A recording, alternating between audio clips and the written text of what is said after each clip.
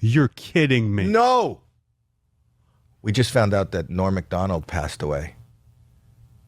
Oh, my God. I love Norm MacDonald. He's young. And there it goes. I don't know what to say. Me either. Yeah, we worked together on Last Comic Standing. I took the job because I wanted to work with Norm MacDonald, and we fought every day. You fought with him?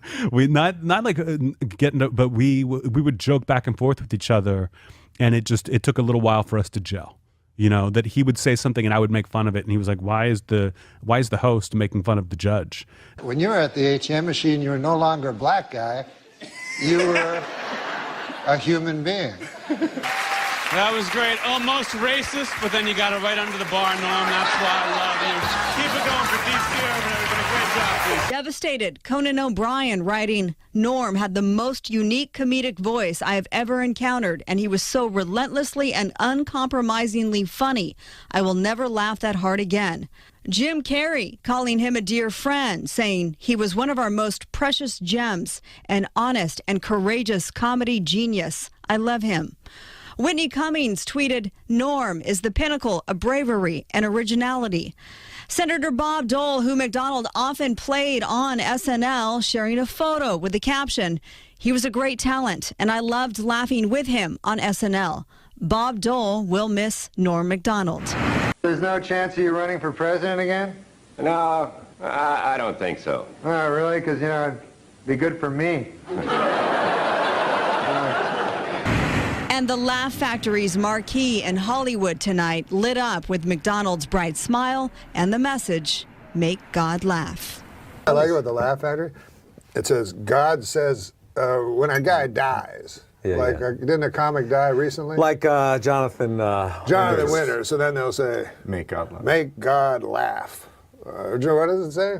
Make God laugh. Jonathan Winters. Make God laugh. Some really sad news today. We have lost an absolute comedy legend. I'm sure you'll have seen this in the news today. Norm MacDonald passed away today far too soon, far too young, after a 9-year battle with cancer. A battle that Norm never told anybody about, because all Norm ever wanted to do was to make us laugh. And he was absolutely brilliant at it. He said Mickey Mouse is huge at Disney World. If you see Mickey Mouse at Disney World, you're like, kids, go and get him. Oh, it's Mickey Mouse. He goes, you see that same Mickey Mouse in a 7-Eleven, you are holding your kids back like, whoa. Because he's only big within the confines of Disneyland. He took a picture with a child. Yeah. And the child slipped from his hands, from Mickey Mouse's hands. Oh, no. Fortunately, Mickey Mouse has huge shoes, so the shoes broke the child's fall. And thank goodness for that. And he was fine, but he was crying, and everyone was concerned. Oh, except Mickey Mouse had a big smile, like you can't. Yeah, you're right. Yeah, he was completely nonplussed. That's great. He was not nonplussed. He was unaffected. I always think about this. I wrote it down because I wanted to make sure I got it right. This is my favorite Weekend Update joke of all time that I think about often. It is a perfect Norm joke. The richest girl in the world, billionaire Athena Onassis, celebrated her 10th birthday this week. What's it like to be the richest girl in the world? Well, to give you some idea, at the party, they had 2 cakes. The richest girl in the world, billionaire Athena Onassis, celebrated her 10th birthday this week. What's it like to be the richest girl in the world? Well, to give you some idea, at the party, they had 2 cakes.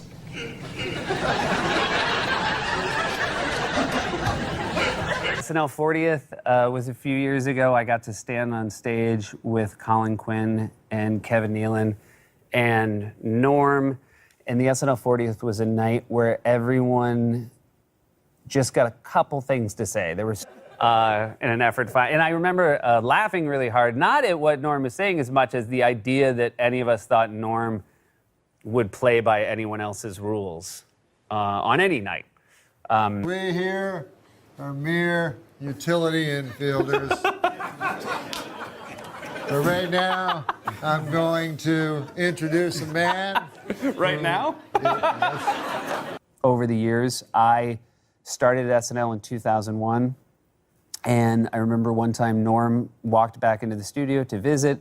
I don't remember how old his son was at the time, but his son was young, and someone said, "Hey, Norm, how's being a dad?" And he said, "It's going great, still no abductions." That's the first thing I ever heard him say in person. My son was watching you on Update and said to me, "You talk like Seth Meyers." And he told me that when he said that, he said, "Oh no, my son doesn't know how time works." He was the gold standard, and he will continue to be the gold standard. And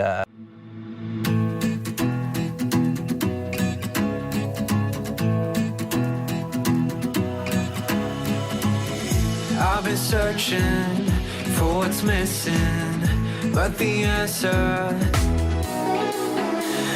How do you figure out how much to share about what goes on behind the scenes at SNL? Because I know that you were talking about Eddie not doing Bill Cosby on Howard Stern's show, and Seth Meyers wasn't crazy about that. He came out about the Ellen and said, I wouldn't have told that story. Seth Meyers said that? Yeah, he said, do we have the quote here? Just bring up the quote. He said, I wouldn't have told it. I feel the same way. I think when you're at SNL, you're seeing so many different things behind the scenes. There are often things to give away that are yours to give away. Norm played it in a way that is very Norm MacDonald.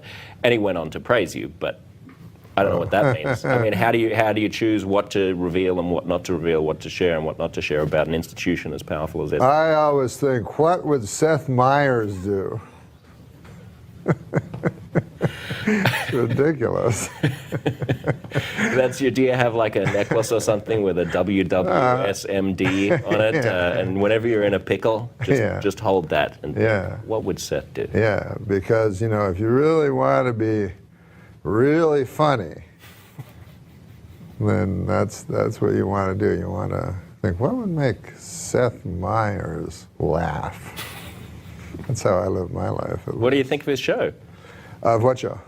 The Seth Meyers show. It's not something I would do. I did this movie. I directed Dirty Work in 1998. Oh, Dirty Work. Incredible movie. Incredible. We're talking about working and thinking, and there could be a sequel. Have you talked to Artie Lang? I mean, is Artie Lang all right? Artie's hard to get a hold of. Have you talked to Artie Lang? No. In fact, we had somebody talk to Artie Lang. If anybody hears this, can tell Artie Lang to text me back. So I talk to Norm quite a bit and love him and Artie, and it's a pretty cool thing if it goes, which is looking very nice. We are talking about possibly trying to do a sequel, and we've got some permission of the big cheeses, but we're not there yet. But you'd both have to be in it if we do it. So that's all there is to it, because funniest people, we need to. Norm is regarded by most funny people to be one of the funnier people alive. And we've had some real interesting shit happen together. It's, I made Dirty Work, so that's a year with Norm MacDonald. Yeah. And it's like Entertainment Tonight was there while I was directing it. And for the cameras, he goes, I'm whispering in his ear some stuff, giving him some notes. He goes, why am I listening to the dad from Full House? Why am I taking direction from the video guy? God. He just states the obvious as loud as he can. And he also knows the secret of quiet. When you get real quiet, how you draw people in. And then his construction of things is amazing. You would think that missing Norm sucks ass. It's just I can't believe he's gone either. I talk about him in present day. Well, you wrote a sequel for Dirty Work. I did. And we had the money? Yeah, we were going. That's unbelievable to me. Yeah. And Norm, I didn't think he was going to die. And I didn't know. I was going to say, did you know? I mean, writing a sequel that stars a guy who's got leukemia is not a smart move. So when nobody knew, and he wanted it that way, and I think it was also him being a gambler at heart. You know, with life, he thought he could get through it. And by the way, he was told he was going to. So I think it's those last few weeks. I think he was really thinking he was going to beat it, and we were set to go. And so you were going to be getting the phone call. Yeah. And I told you that when I was in New York, and it's really good script. And he and Laurie Jo Hoekstra, who I love. Yeah, Lojo, the great LJ. She's just great. I guess when we did Dirty Work, I was more the guy that wanted to be liked, and that ain't the club you do it with. You know, you don't have, Frank Sebastiano and Fred Wolf. It ain't social. It's making the best movie you can make. And that movie was, people that love it have to know that writing good comedy is hell. It's really hard work. And that's why I think the movie resonated. Right now I'm trying, we'll see what happens. I'm trying to make the R-rated cut for Norm, Right. To do that, because 7 minutes are missing. So, no kidding.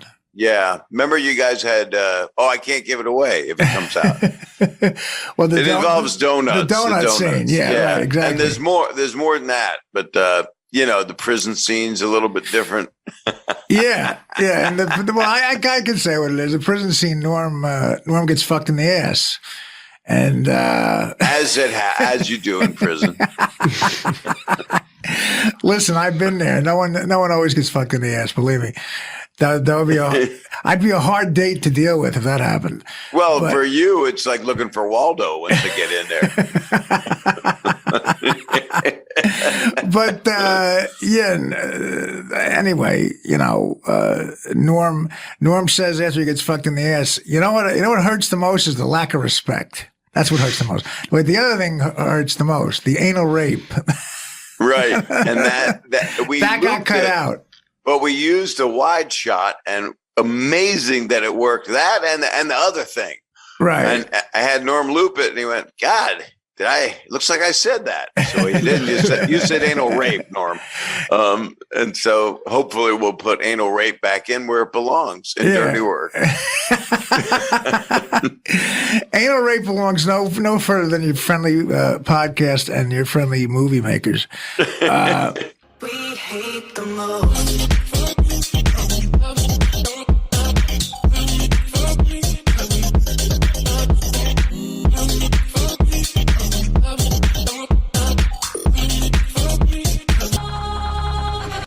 Well, we're in prison, with prisoners. So what? So what? You know what prisoners do to each other all the time? No, what? You don't know? All right, let's go. Not you, Tubby. You sure you don't want him to?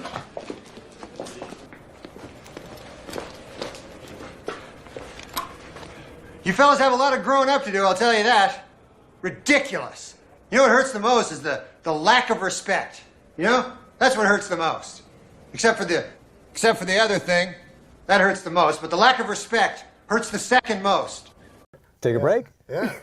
Take a break. Stay around? Oh, stay here. Okay. I thought you were going to take a break. Did some of my eyes say we should take a break? Yeah.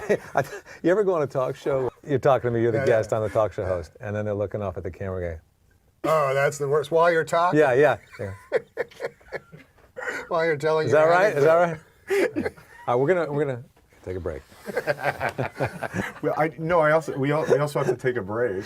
Are you kidding me? It says it right on the monitor.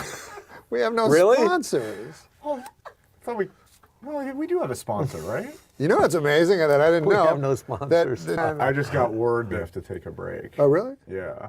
That's great. Well, let's take a break. All right. Let's take a break. Say it to the camera. How do you take it? Let's take a break. And that's it. That does it? All right, let's take a break. And, you hold up another card, and I'm going to take the training wheels off your balls.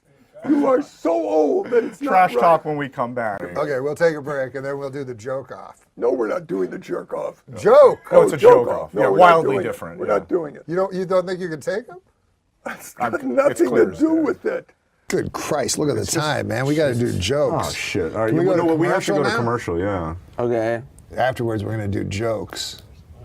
All right. You want to read some jokes? Yeah, of course. Yeah, you don't even have to think of them. I just read them. I like it. Why are we talking about being gay so much? You brought it He's up. trying to clean it up. I have a question. I saw that you were kicked out of the Avian Porn Awards for being too offensive. Yeah. We're going to find out that story after we take a break. Good. I have to pee. I have to go to the bathroom. And I'm gonna get more coffee. Do you guys want any? No, I think that we should really talk about dirty work when we come back. Oh, okay. I want to talk a lot about dirty work when we come back, but they keep. You got sponsors? Yeah, we have Okay. sponsors. Okay. Who's the sponsor? Okay. Yeah. Okay. Then we'll get into dirty work. Fair enough. I got a lot of good stories. So Who's the say, sponsors? we'll be back or something. Yeah, there's the camera's on you. All right, when we come back, dirty work. So we will return to talk more about Fred Willard's grandson. Let's concentrate on me. Your asswipe producer just held up a sign, let's take a break. Where are we going? We're talking to 6 people. You know, we could get on a bus right now, the 3 of us, and yell out the window and reach more people. We got to take a break time, but when we return, Todd Glass will read from his book. No, I won't. Stoned out of his fucking mind. We'll be back. My favorite host, you know, they all mean something different. Let me tell you something. I'll tell you what story about this hat. Do you go to commercials? Yeah. Oh, you have to go to commercial? I see some signs. You want to do it now? We'll be back. Oh, yeah. And we'll talk about my hat when I get back. We'll be back after we mop ourselves. Fuck! And now the whole set went quiet, and you hear people going, Santa just said fuck. Santa has just said fuck. And all these kids froze, and then they had a Disney guy. He said fuke. Fuke. It's a Swedish word. Means take a break. We're supposed to take a break. And so he thought when you said take a break, then I would go, speaking of taking a break. Hey, you want to do some jokes, Rosanna? I have jokes. Okay. Well, we have to take a No, we're not going to take a break. Oh, okay. Fuck the break. No, we're going to just do jokes. Sounds good. Party. Here's some Xanax. Really? How many should I take? Well, they get you very One? sleepy. I better take only a half. Oh, right now, just take a half. Okay. I don't know why. You know, you should have married. Yeah. Sid Youngers. I know, right? We'll be back with Rosanna after the Xanax kicks in. I always get anxious when I'm on a plane and I see a much bigger celebrity than me, and I think, well, if this goes down, Is that I'm going to almost get mentioned. every I'm going to be flight? like small print almost every flight. Yeah. All right. We'll be back in a second. Know that in this day, nobody's gonna change. You won't ever leave. On my mind again, I'm still not tired of it. Can make you want me. And I may act okay, say things will stay the same. Say I'm all I know. Are we going to commercial? Daniel says we're going to commercial. We gotta take a break. We'll be back with the ever funny Adam Egan. Let's talk about you now. Let me ask you something. Yes, Another guy from Canada has come and invaded show business here in the United States. With an acerbic wit. So many funny guys come out of Canada. What is it about Canada that produces all these comedians? What do you think it is? I don't know, because when I'm in Canada, no one's funny. You think it's the long, dark, cold winters? You just got to find something to laugh we about? don't have dark winters. We don't live in the Arctic Circle. But they're long, aren't they? They're long and cold, and they're cold. And really cold. Yeah, they're cold. So when you're a kid up in Canada... I don't want to put too fine a point on it, but they're cold. You said this is the coldest you've ever been. You're Canadian, so are you okay with this? I've been colder than this. I've been colder than a vampire's... Go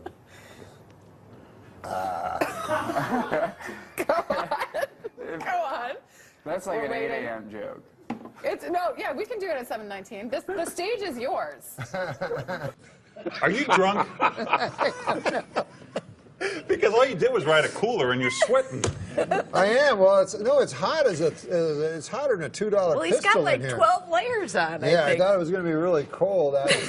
When you're from Canada, this should be springtime for you. No, I know I'm from Canada, but I'm still a human being. Like it's not like you evolved differently. I'm from the frozen north. Yeah. Yeah, it gets colder than It gets colder than a... Oh, here it comes.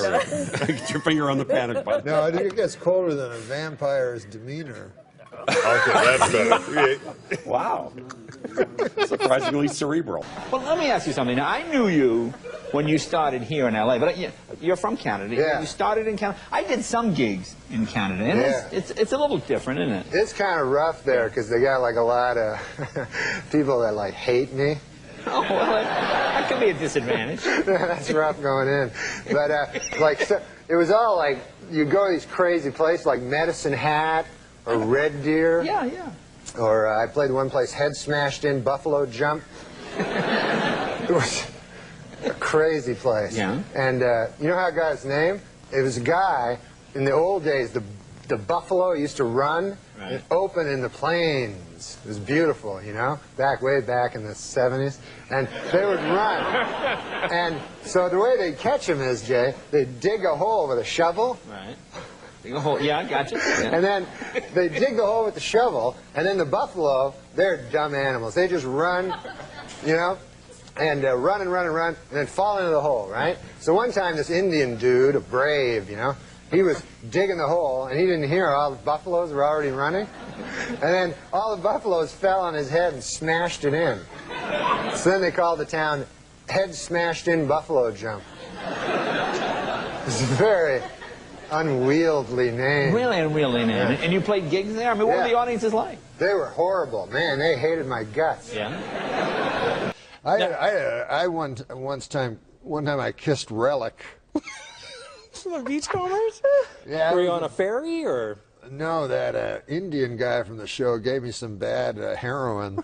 That's not true. No. You made that up. I didn't make that part up, but I did have a long kiss with Relic. For a show or just party? Yeah, no, I was supposed to be on the Beachcombers. Right, that would have been awesome with Jackson Davies too. Yeah. And turns out I was never going to be on the Beachcombers, and I was just going to be in Relic's hotel room. What, were you in Vancouver? Yeah, I was in Vancouver, and I'm like, this is going to be the greatest. I'm going to be, I was supposed to be like the new breed of the Beachcomber and everything. That's what Relic said. So this is a next generation Beachcomber thing? Exactly. Okay. Beachcomber, the next generation. Relic was supposed to be the executive producer, and he'd make occasional appearances. This is what he told me in his hotel room. Come on. This didn't happen. No, it didn't happen. Okay. I got to read this book. Sean. Hey, I should put that in the book. You should. I know there's a couple generations maybe between you two as comedians. Looking at a couple. Watching Norm over the years and some of the characters, what's it like being alongside one of the best? Oh, it's great. I mean, I love Dirty Work and I love Saturday Night Live. And then I worked with Norm. He was my boss, my first boss in Los Angeles. Yeah, Sean's awesome, man. Future of comedy. If you show this clip like 10, 20 years from now, you're going to go, who's that old guy talking about, who the hell is Relic? Oh, I love that I'll story. be like Relic, and he'll be like me, like 20 years. When you look at this in the vault. In Canada, it's different. Like here in the States, you vote for the president, maybe you vote for the wrong guy, a war happens. Right. In Canada, it's not like that. You go, like, what's the big thing? Should they make that bridge? Right, that's the biggest. Yeah, so it doesn't really matter. So it's, you know, It's too much we're pressure. very inconsequential, Canada. Yeah. Last time I performed here at the Just for Laughs Gala was 25 years ago, and I did so well, they invited me back. So that was nice.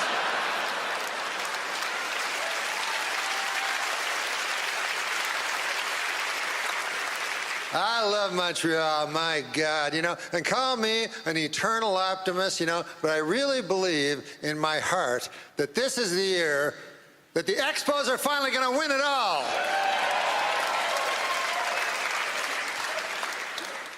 Montreal, famous for a lot of things, you know, one of them being the greatest strip clubs in all of the world. Yeah. Last night, are you aware of Club Super Sex? Yeah, so last night I went to Club Super Sex. I chose the soup. Big mistake.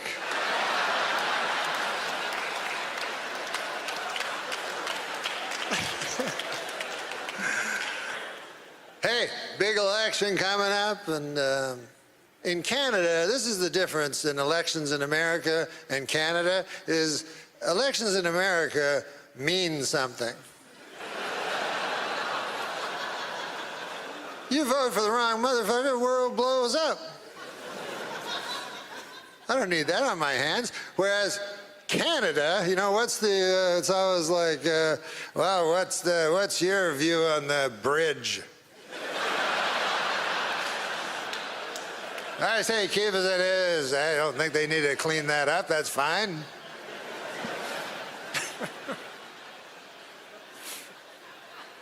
It was easy when I was young to vote because it was simply, you know, you just didn't vote for the French guy. It couldn't have been an easier choice. As a matter of fact, I almost feel like coming back this fall just as an homage to my late father and not vote for Trudeau. My dad did not like Trudeau. Trudeau was my hero, though. I loved him, you know. And since I've come back, I've been watching the news and everything. I've been seeing Justin, you know. And I thought, by God, you know, this Justin kid, he must be brilliant because his father was Pierre Elliott Trudeau. But then I forgot, he's got a mother. So that's kind of evens everything out.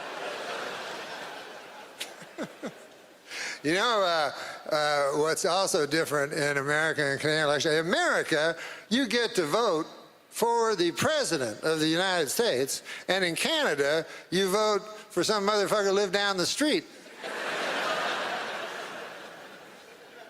In your riding. Whatever the hell that is. So then, that guy, he goes to the House of Parliament, you know, and he's like, oh, wow, this is big. And then the speaker's like, all right, well, what are we going to talk about? Anybody want to bring an issue? And then your guy's like, yeah, I just, our bridge ain't looking too good. The speaker's like, what the fuck are you talking about? I go, no, I'll sit down. Sorry about that, I was at a party with a friend and I noticed you first, and you returned my gaze, knew how to quench my thirst. You took me to that room like a dream come true. The dance you performed was just for me and you. Kisses on the neck, then you work your way down. Let yourself go for me all around town. Seductively stood before me, but it feels so good. Thank you and good evening. I'm Norm MacDonald, and I could not be more excited to be here. You know, when I was asked to host the Canadian Screen Awards, I called my good friend Chris Rock, and I said to him, I've got some great news, Chris. I'm going to Canada. And he said, I've got some great news, too. I'm hosting the Oscars. What are you doing in Canada? And I said, you know, visiting some family, friends. The usual.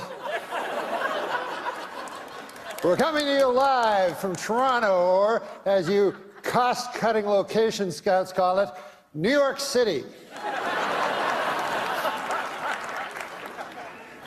Never has there been such an assembly of great Canadian talent in a single location that did not have to be Zamboni'd first.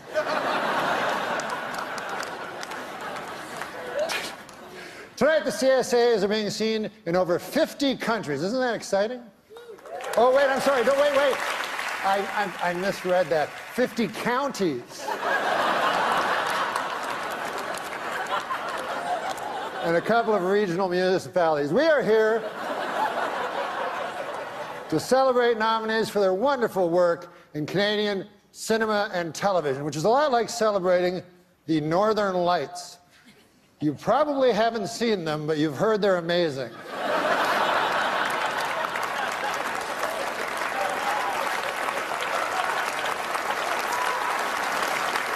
We have a lot to celebrate in our industry. Amongst the TV shows nominated tonight are Amazing Race Canada,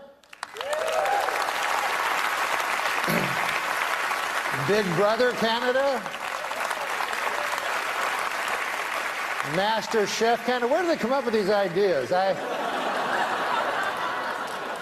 But it's been a wonderful year for Canada. It's been a especially great year for one little guy, one adorable little Canadian youngster who's already accomplished so much. Of course, you know who I'm talking about, Justin Trudeau. Hasn't he had a wonderful year? It's been a busy weekend getting here. We lost an hour. As you know, daylight savings time went into effect last night. I give it 6 months.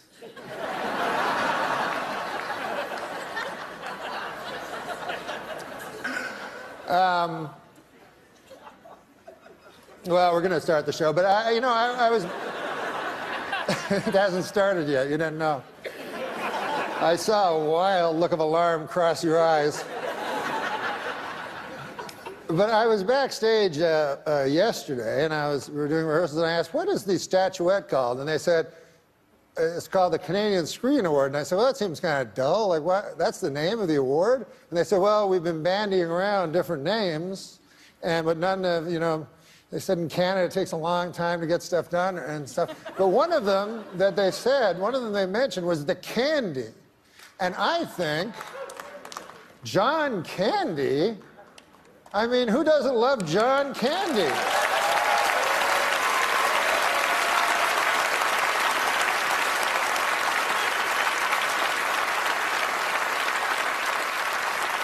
So of course, the statuette should be called the Candies. So what I'm asking you to do is, if you are a presenter, ignore the teleprompter and say, the candy goes to.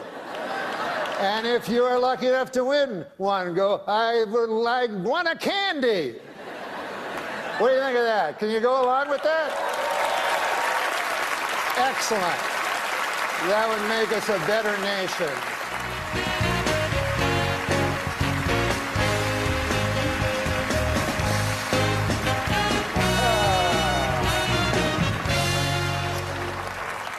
I am not here to upbraid.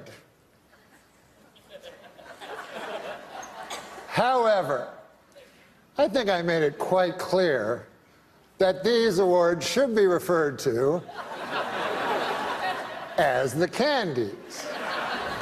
A 9-year-old child knew. Are you so burdened with this preposterous technology?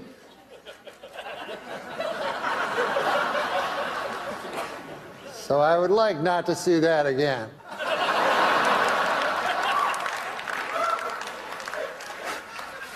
Backstage I was thinking how different things are since I moved to the United States. Now I'm in the United States. One thing I've noticed about films, I don't like foreign films anymore. They're all like artsy, kind of not my cup of tea. But when I grew up in Ottawa, by God, I loved foreign films. Star Wars,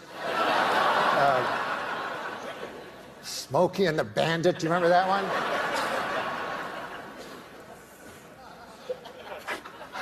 Here to present our next award, the Candy.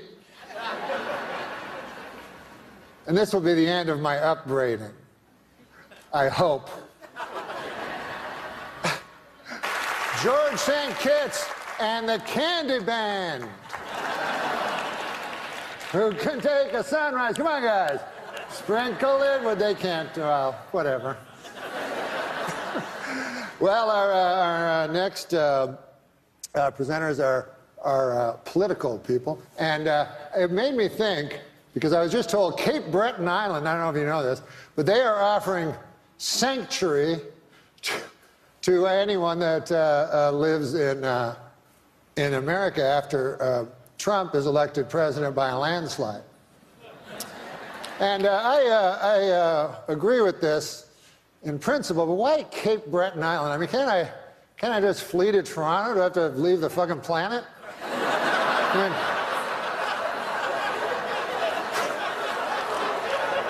I just go to Baffin Island while I'm at it. All right, now welcome to the stage, two Canadians. Oh, the candies are going great so far, aren't they?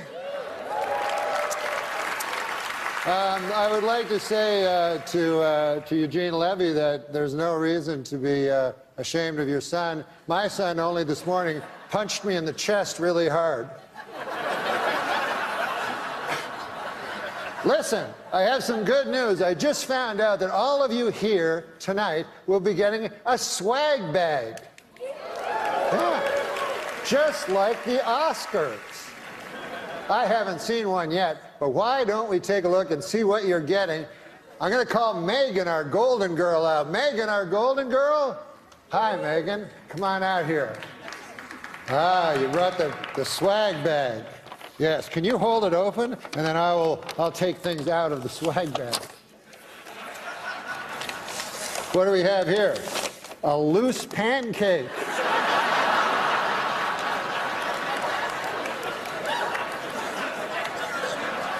What else we got here, Megan? We got, this looks cool. It's a CD, you know what they are, of Nelly Furtado singing all the national anthems.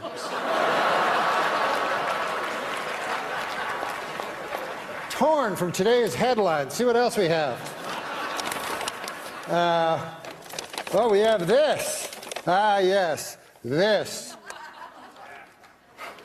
This is a bottle of Eau de John Cherry Cologne.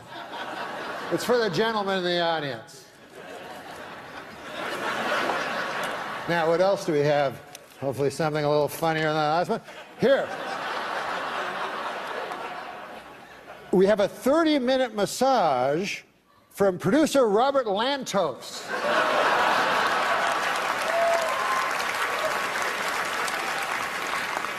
Don't try to go for 50. You only can hit 30. And then what else do we have here? Oh, a curling stone. You know what these are made of? I always took them for granite.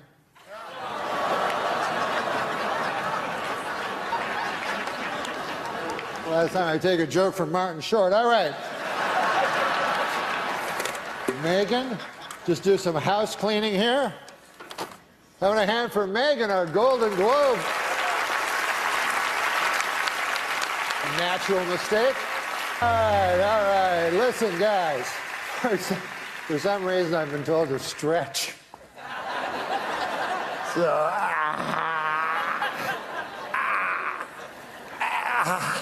I've never tried that before. The show's over, folks. Good night. But for the first candies, respect, peace. This is what you never hear. He made love to me in the ass.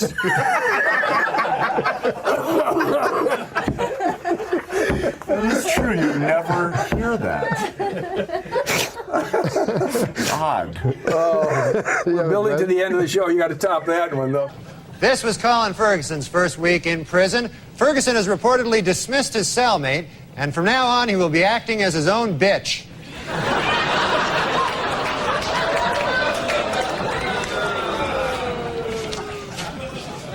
In Carlsbad, Texas, a tanker truck crashed into a prison bus, injuring 16 inmates. Doctors say it will be at least 2 weeks before the men are up and around and raping each other again.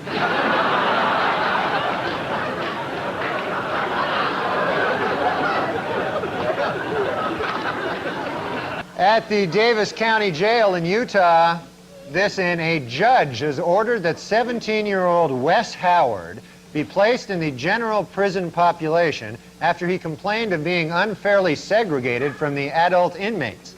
The judge came to this decision over the strenuous objection of Wes Howard's ass.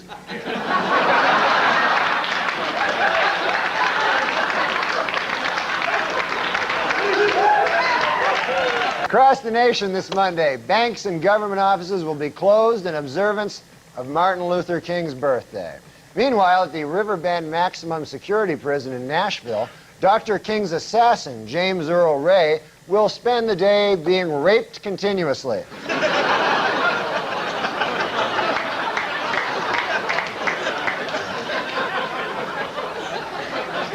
He's a bad guy, by the way, James Earl Ray, if you don't know that. Last week, a jailbreak at the Adams County Prison in Pennsylvania ended with 4 inmates escaping in their underwear. Officials are surprised the escape worked, especially because during the break, the scantily clad prisoners frequently stopped to rape each other.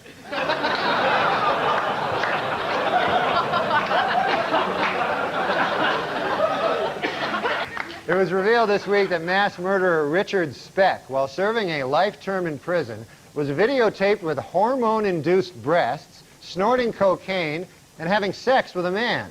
The film was apparently made with prison video equipment and a $300,000 grant from the National Endowment for the Arts.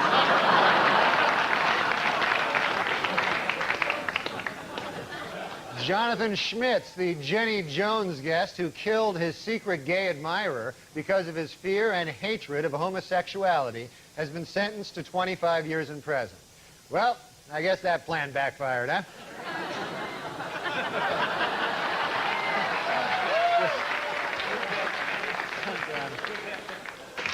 This week, the California Department of Corrections confirmed that Lyle Menendez and model Anna Erickson were married in prison. Following the ceremony, Menendez spent a romantic wedding night being raped by 2 white guys and a big black guy. In South Dakota, inmates at the state penitentiary say that a new policy which allows officials to read their mail is an example of the routine violations of individual rights in prison. A better example would be the daily anal rapes, but I guess they want to start off small and then work up to the daily anal rapes. You know, they'll start off with the reading their mail, you know. And in Oklahoma, prison officials are considering an interactive video system for parole board hearings, which would eliminate the need for inmates to travel to hearings from prison. Inmates say they will go along with the video idea, but they will not rule out raping the camera guy.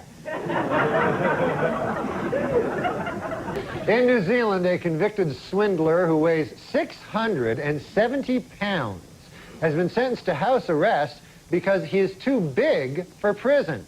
According to prison officials, it took 4 inmates just to rape him.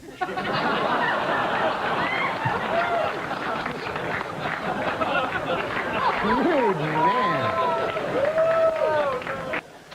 A female prostitute who was mistaken for a man spent 15 hours in the men's jail in Denver, where she had consensual sex with 2 male prisoners, making that the first time anyone at any time in any prison ever has ever had consensual sex. And finally, Amy Fisher charged this week that while in prison, she was raped by a guard. The guard, one Joseph Botafuco, has been reassigned to the prison auto body shop. So apparently that's the one we're in. Point is that Andy Dick was actually kicked off a porno award show for being too offensive. Well, they're giving away, awards for best anal. Yeah, I know, right. Yeah. So what could you have possibly done that was more offensive? Wait. Are you saying anal is somehow offensive? No, to some people, not to me. I know, no kidding. I think I was being drunk and disorderly. One thing I do realize about gay guys is one of them gets gypped, you know, and there's 2 gay guys. That's for goddamn sure. One of those guys is having a grand old time, you know? The other guy, man, he got the wrong end of the thing. I don't know how they figure it out, man, but one guy gets to use his cock. It's a huge advantage in a relationship. You get to use your cock. You know? One guy says, hey, I'll tell you what, man, I'll use my cock. How about you use the inside of your ass?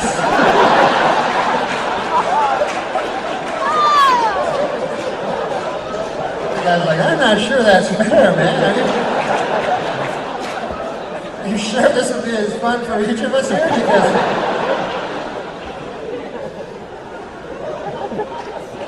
Because Because I'll tell you, man, a guy's cock, it likes everything, you know? Really, when you come down to it, you could fuck a chocolate cake, you know? It'd be all right. Hey, it's my companion. It's a chocolate cake.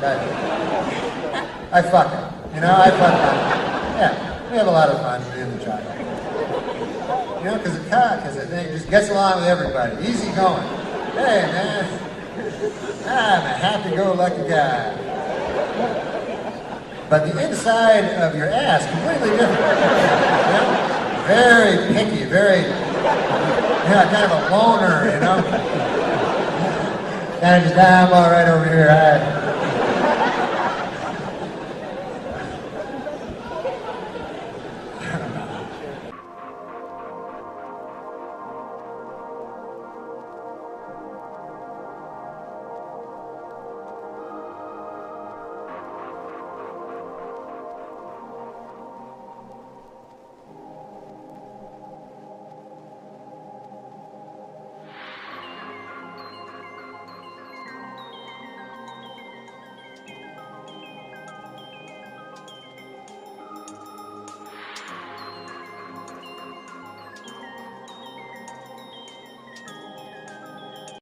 Oprah Winfrey broke down and cried this week, saying she had once smoked crack cocaine. You know, I don't know what she's crying about. I mean, you know, some people in this world never get to smoke crack cocaine. It's ridiculous. Huh? Earlier tonight, the New York Yankees defeated the Atlanta Braves and won the World Series. As a result, Atlanta Mayor Bill Campbell will send a bushel of delicious Georgia peaches to New York Mayor Rudolph Giuliani. Had the Braves won, Mayor Giuliani would have sent Mayor Campbell a bushel of delicious New York crack.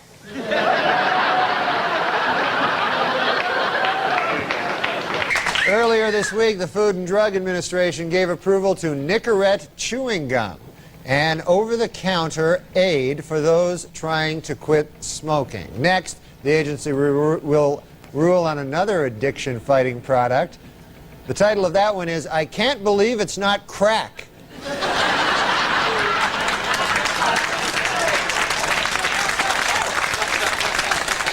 According to new medical research, crack babies are as happy and healthy as normal children.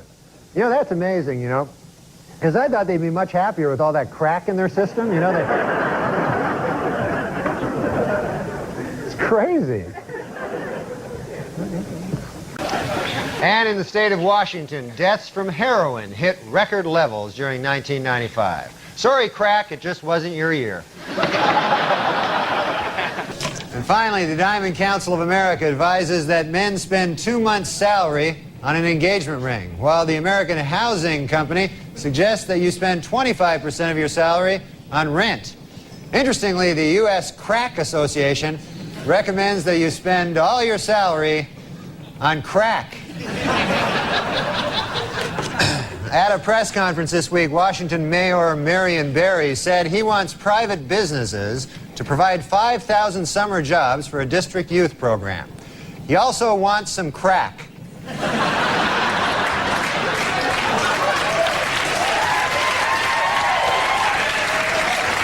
Washington, D.C. Mayor Marion Barry is currently enjoying a 10-day trip to Africa. He says he loves everything about the continent, but he really misses crack.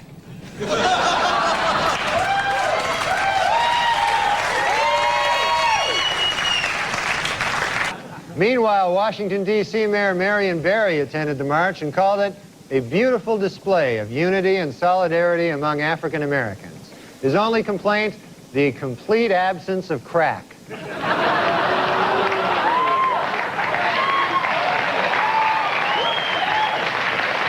In Washington, Mayor Marion Barry praised the verdict as, quote, wise and just.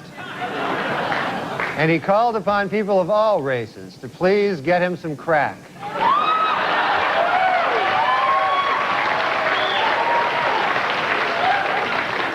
Washington, D.C. Mayor Marion Barry has prostate cancer, but the disease was detected early, and he expects a full recovery.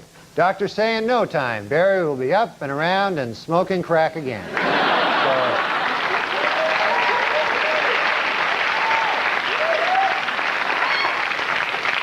In the current climate of gun violence, the NBA's Washington Bullets have decided to change the name of their franchise. When several D.C. politicians were asked for their suggestions, President Bill Clinton said the Presidents would be a good name. Senator Bob Dole said the Senators. And Mayor Marion Barry said, I'll be with you in a minute, right after I smoke some crack. Well, Washington, D.C. Mayor Marion Barry says he has devised a money-saving plan that would close the district's Lorton prison and transfer its 7,000 inmates to private lockups. One hitch is that the financially strapped district doesn't have the startup money to implement the plan. Another hitch is that the guy who devised the plan smokes crack.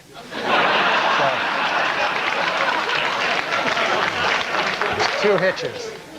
Washington, D.C. Mayor Marion Barry is in hot water again, this time for bringing 54 government employees with him on a trip to a posh West Virginia resort. According to Barry, quote, that's how many guys it takes to keep me from smoking crack.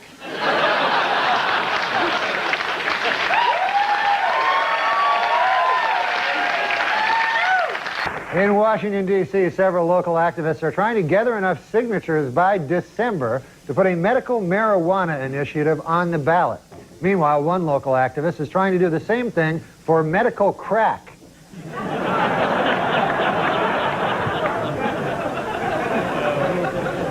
A new survey by the Washington Post reports that D.C. Mayor Marion Barry's popularity among city residents has dropped to its lowest point in 5 years.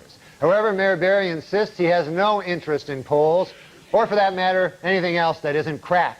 Yes. He really has no interest in it.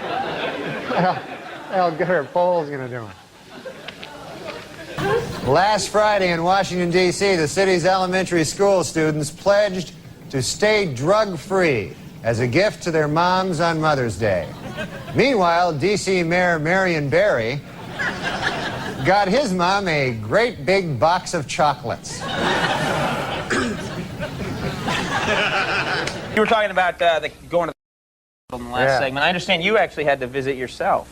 Yeah, the hospital. I went, what happened was on the show, on the Saturday Night Live show. Yeah, that show. Yeah, I know that show. I was on that, and Dennis Rodman was a guest. Dennis Rodman, right. And so we thought it'd be funny if he headbutted me, you know? Mm-hmm. So he headbutted me, but he did it really hard, you know? Do we have a, I think actually someone supplied the clip. This is your...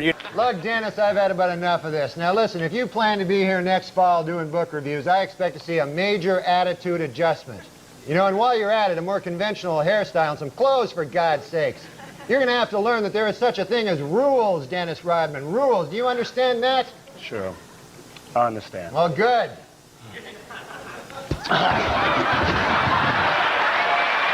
That's the way it is. Good night and have a good weekend.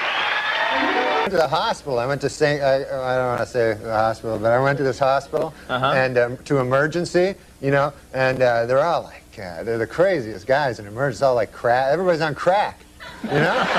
Every emergency is a guy on crack. Yeah. So I went in and they go like, hey, how much crack did you have, you know? And I go, I'm not on crack. And they go, what happened? I go, Dennis Rodman headbutted me. Straight to the heart. I went a long time acting like I was a bro. Get apart by you.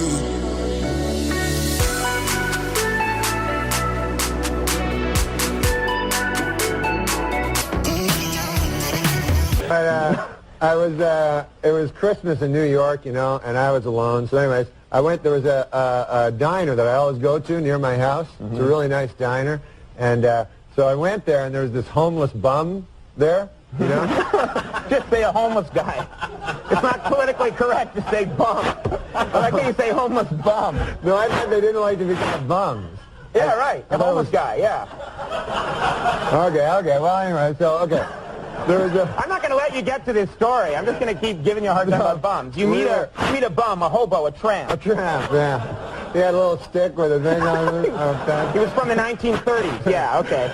And so he says to me, he says, can I get some money off you? And I don't like giving the homeless bums money. I'll tell you why. Because I figure they'll do the crack. right? They'll do the crack. Yeah, Okay.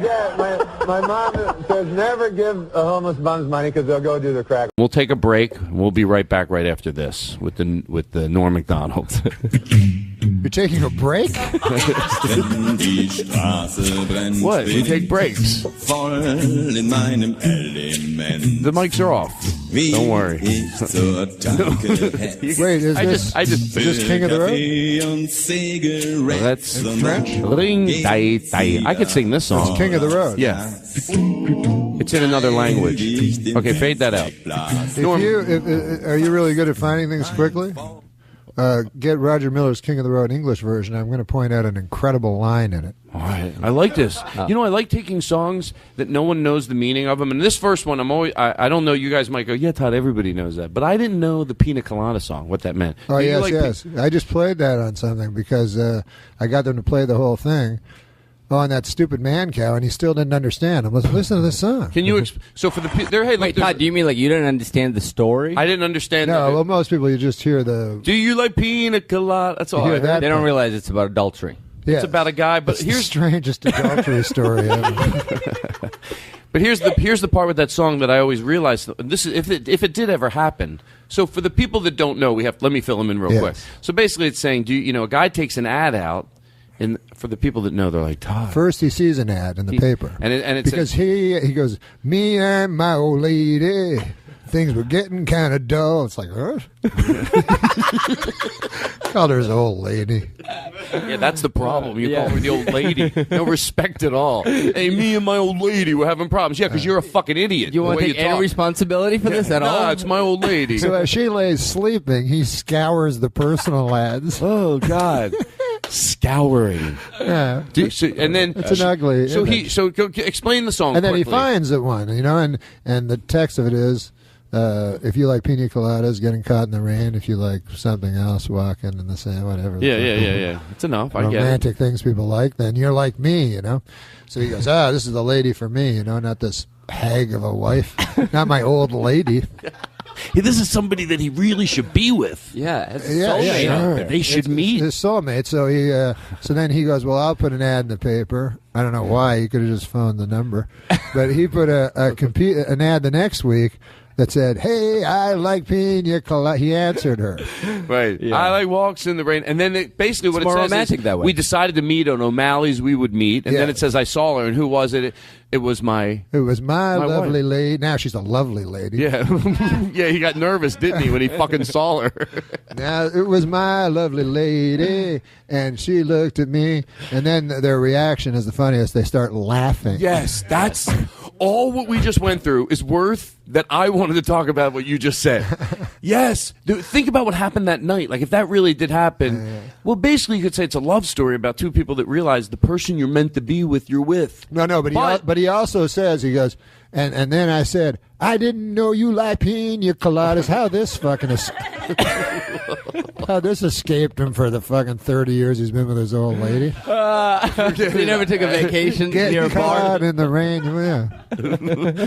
So there's that. That explains that song. So did you find the other version that he was looking for? Okay, so it's you can speed it. You can play it in about the middle.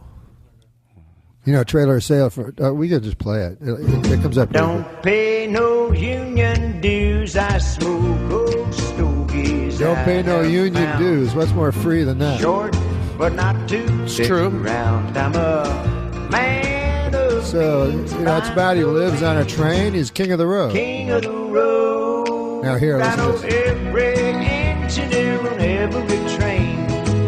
All their children, all of their names. He knows all of their children and all of their names in the town where he just showed up on a train. That's not true, probably, right? It's just like he disturbing. Like I can understand he knows every engineer and where you can get a free meal, But all of a sudden, every lady he knows every child's name and where they live. So the police would go, were you in, were you in town last week? Like, a boy's body was found in a third boxcar 4 miles down. What's his name? He had to have been leaving a lot of child corpses along the way. When he knew their name, the names, and where they lived, he knew where they lived.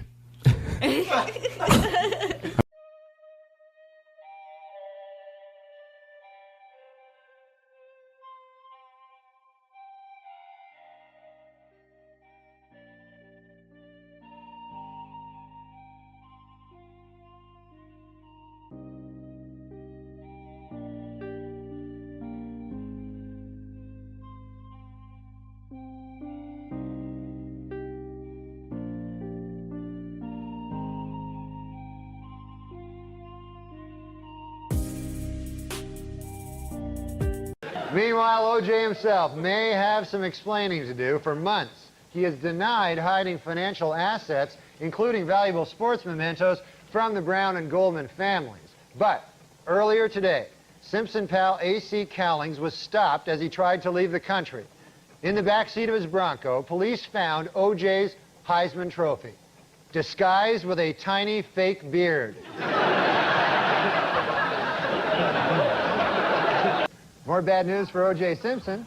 This week, a Los Angeles court ordered him to turn over his Heisman Trophy to the Goldman family. In addition, the same court may order Simpson to surrender a coffee mug inscribed, "World's Greatest Husband."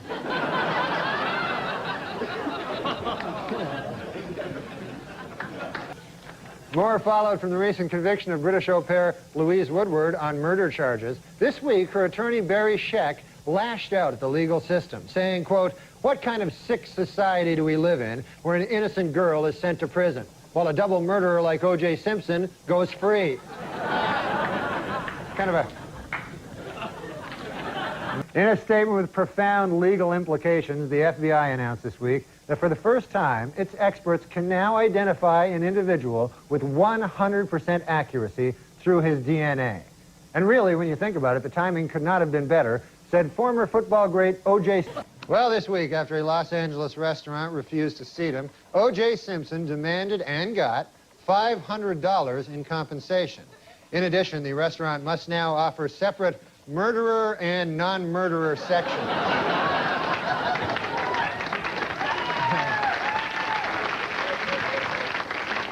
Not going to be good, but he was adamant. You know, Warren finally acquiesced and made the change. Never understood why he had to go. I would say that was just a really, really bad call. I think it must have been the O.J. joke. Well, it is finally official. Murder is legal in the state of California.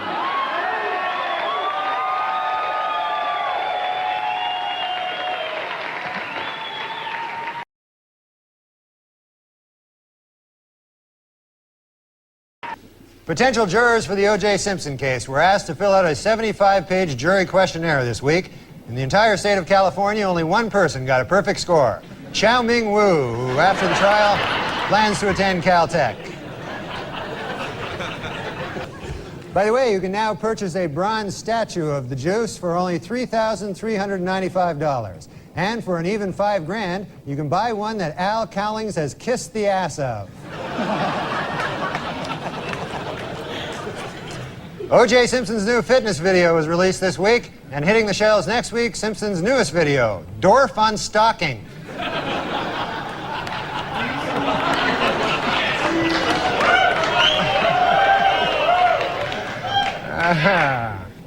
The crowd is torn.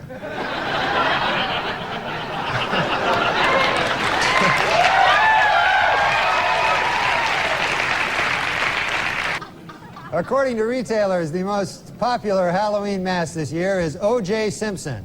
And the most popular Halloween greeting is, "I'll kill you and that guy who's bringing over your glasses," or treat.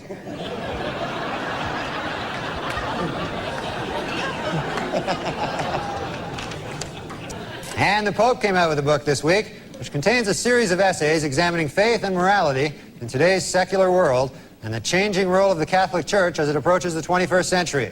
The book is entitled, "God Himself Told Me That O.J. is Guilty."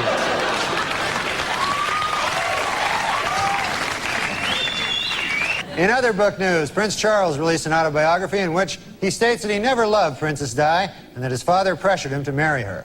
The book is entitled, "A Of course O.J. did it. I mean, come on.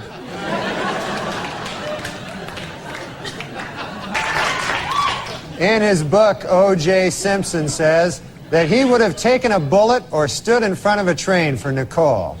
Man, I'm going to tell you, that is some bad luck when the one guy who would have died for you kills you. That's probably... You don't get worse luck than that. And O.J. announced this week that he's coming out with a new book called I Want to Tell You. And if it's successful, O.J. will work on yet another book entitled From Football to Prison, My 25 Years of Showering with Other Men.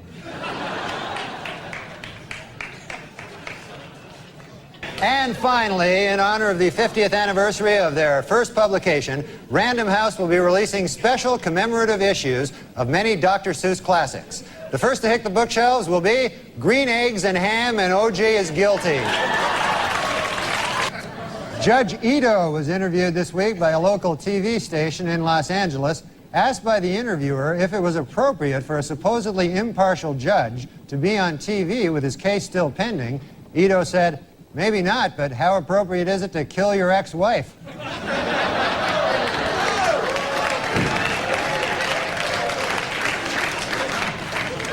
It was revealed today that O.J. Simpson told police that Nicole Brown Simpson used to beat him up. He also claimed that she and Ron Goldman killed him.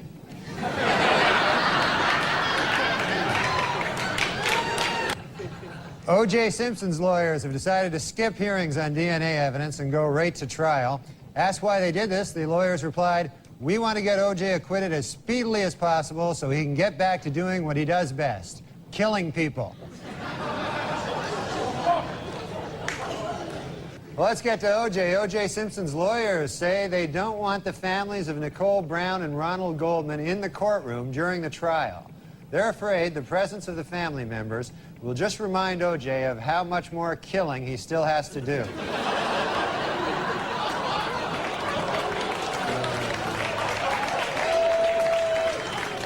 Well, O.J. Simpson's lawyers stopped feuding this week, finally. The Dream Team, F. Lee Bailey and Robert Shapiro, were able to put aside their differences and express their admiration for each other after O.J. threatened to cut their heads off.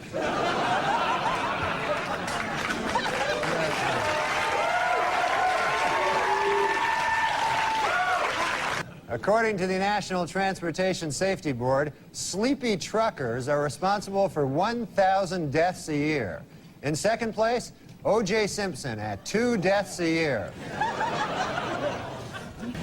It was revealed this week that defense lawyer Johnny Cochran once abused his first wife. In his defense, Cochran said, "Hey, at least I didn't kill her like some people I know."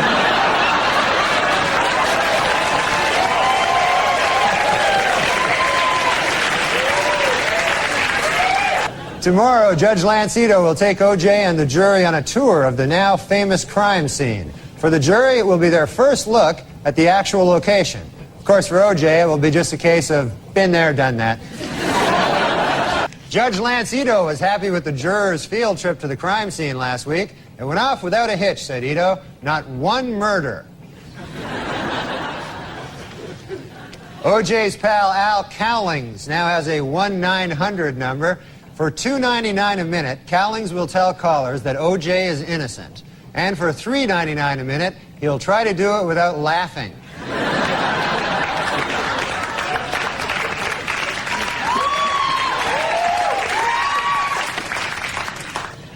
And this week, Simpson defense lawyers questioned witnesses about a half-melted container of ice cream found at the murder site. The Simpson defense has seized upon the ice cream for 2 reasons. 1, it may help fix the time of the murders, and 2, it was the only thing in the murder scene without any of O.J.'s blood on it.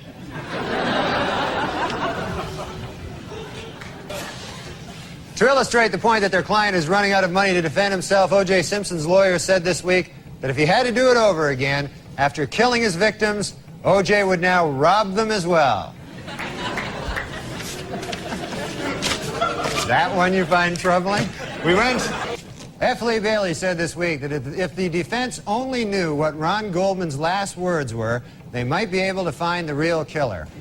You know, if you ask me, Goldman's last words were probably, hey, you're O.J. Simpson.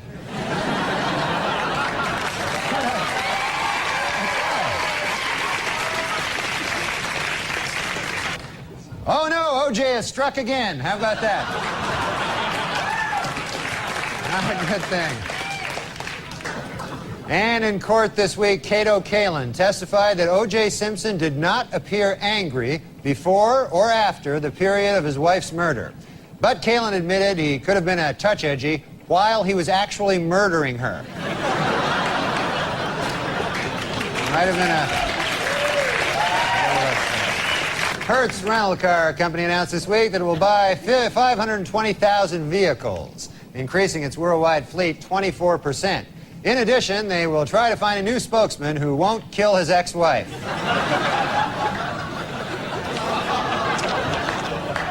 This week at the O.J. Simpson trial, the infamous bloody glove was finally introduced into evidence, and O.J. didn't help his case any by blurting out, "There it is, I've been looking all over for that thing." That's that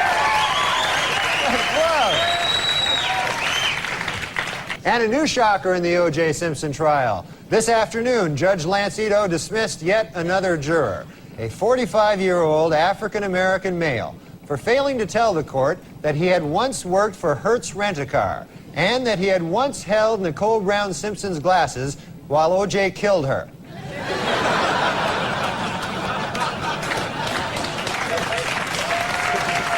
Dismissed Simpson juror Jeanette Harris revealed in interviews this week that the jury is torn by dissension and is already divided into two camps, those who think he is guilty and those who are really, really stupid.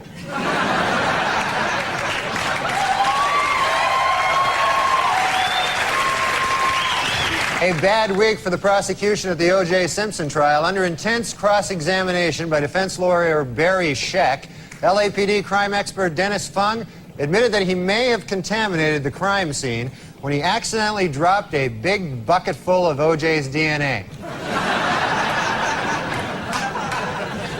Our top story tonight this week in the O.J. Simpson trial. After grisly photos of the murdered Nicole Brown Simpson were shown in court, O.J. turned his head away and wept. It was at that moment that he realized he would never be able to kill her again.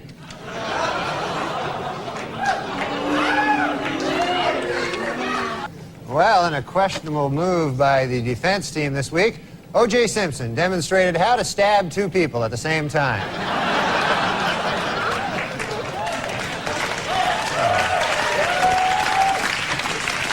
Remember 12 Angry Men, the classic courtroom drama? Well, the first film about the O.J. Simpson case is in the works. It's entitled 9 Angry Black People, 2 Scared Asians, and a White Guy Who Hasn't Spoken Since Rosa Lopez.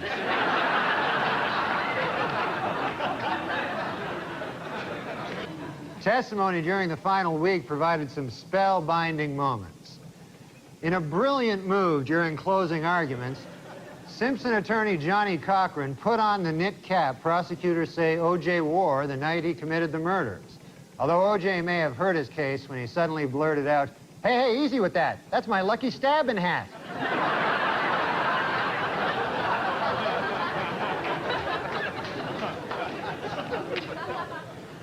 Well, the trial of the century is over. Late yesterday, the fate of O.J. Simpson, the most famous murder suspect in United States history, was placed in the hands of the jurors. They must now decide whether to free him or get all their heads cut off. Thanks, I'm Norm MacDonald, and now the fake news. Well, it is finally official. Murder is legal in the state of California.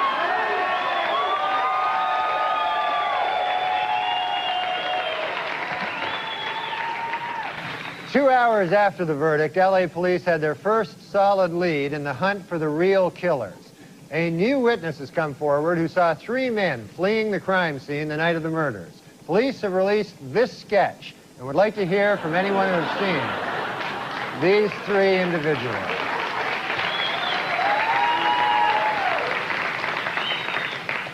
On Tuesday at 1:15, the moment the Simpson verdict was delivered, Court TV scored its highest ratings ever.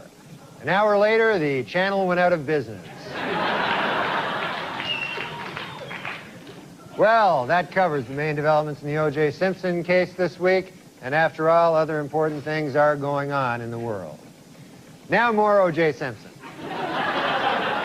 When Simpson trial juror Gina Rodborough returned home this week, her little girls were delighted to have her back. And no wonder. She lets him get away with murder.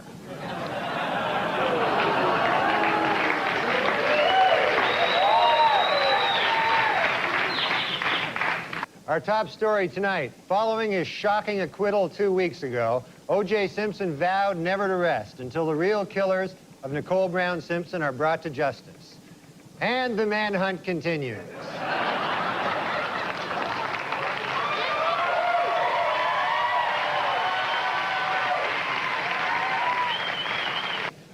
After initially vowing never to rest until his wife's killers are brought to justice, O.J. Simpson this week changed his pledge slightly. He now vows to have sex with hot-looking models.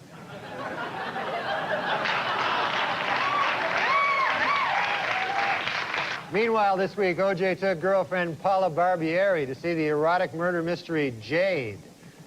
Other moviegoers took the couple's presence in stride, though they did become uncomfortable when O.J. repeatedly shouted out, "You call that a stabbing?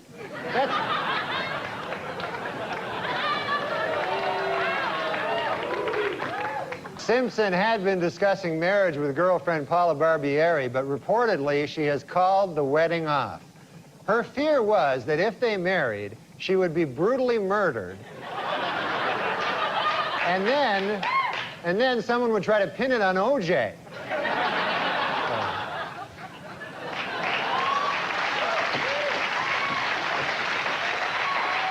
The L.A. District Attorney's Office has given Marsha Clark and Christopher Darden bonuses of over $10,000 for, quote, lengthy hard time duty, unquote, in the O.J. Simpson case. A spokesman for the DA said that the prosecutor's bonuses would have been even higher, except for the fact that they let a killer go free.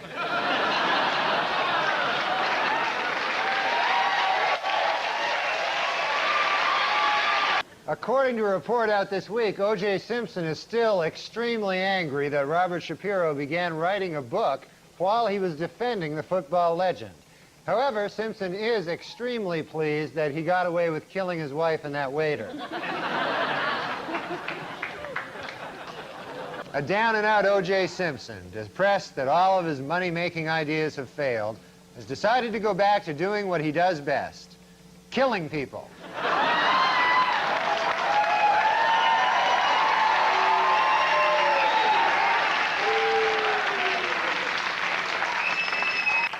In a surprise move, O.J. Simpson has offered to give an interview to CNN with, quote, absolutely no ground rules. But interviewers Greta Van Susteren and Roger Cossack have asked for one. Don't kill us.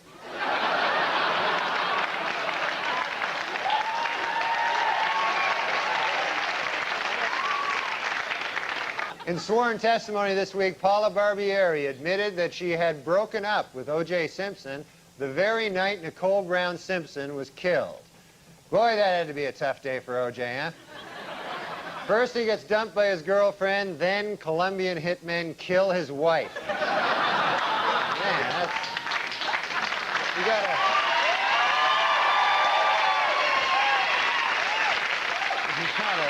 In an effort to raise money for his enormous legal bills, O.J. Simpson this week began marketing a video which attempts to prove his innocence. Should the tape not sell, Simpson has a backup idea, his very own video of the actual murders themselves.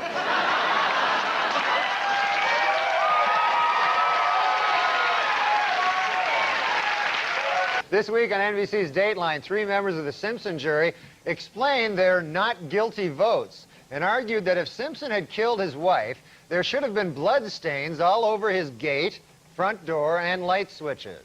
Also this week, Simpson friend Al Cowlings released his video, How to Get Blood Stains Off Gates, Front Doors, and Light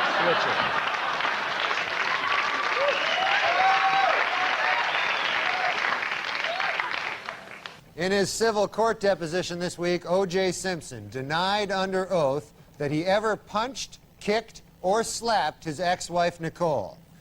Oh, great. As if O.J. isn't busy enough tracking down the real killers. Now he's got to track down the real wife beater, too. This guy is crazy. And in Brentwood, O.J. himself was spotted manning a lemonade stand with his daughter, Sydney. Asked by reporters why sales were so poor, O.J. replied, "Beats me," and then he went back to cutting lemons with a giant knife.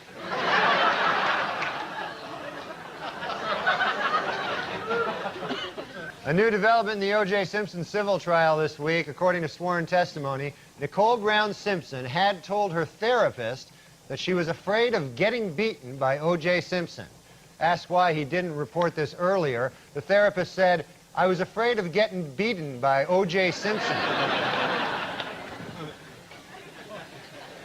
I said getting beaten, and that may have hurt a little. According to a Senate Committee on Violence, Denise Brown has done more to bring attention to the cause of battered women than any other person. Well, almost any other person. Once again, O.J. gets the short shrift. In Los Angeles this week, Lyle and Eric Menendez were found guilty of first-degree murder. So, to review California law, it is killing your wife, legal. Killing your parents, illegal. A shocking new development in the O.J. Simpson case. Late this afternoon, a high-ranking official in the Los Angeles Police Department admitted to Geraldo Rivera that the police did conspire to frame O.J. Simpson for the murders of Nicole Brown and Ron Goldman. However, they called the conspiracy off when they got to the murder scene and found that O.J. really did do it. While in England, where he spoke at Oxford University, Simpson had defended actor Marlon Brando's criticism of Hollywood Jews. Later, from his island hideaway, Brando sent O.J. a telegram which read, "You're not helping."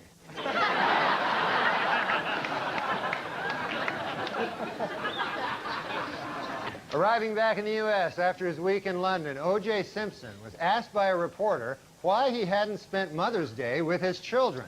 A visibly annoyed Simpson replied, "Idiot, I didn't spend Mother's Day with my kids because I killed their mother."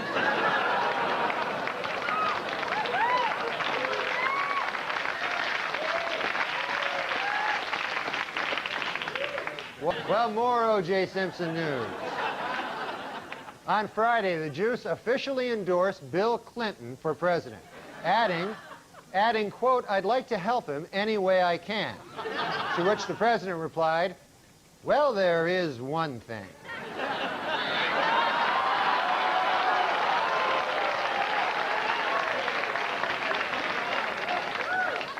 In Los Angeles this week, the defense suffered a setback in the second O.J. trial when Simpson was ordered to turn over a secret videotape which lawyers say contains proof of his guilt.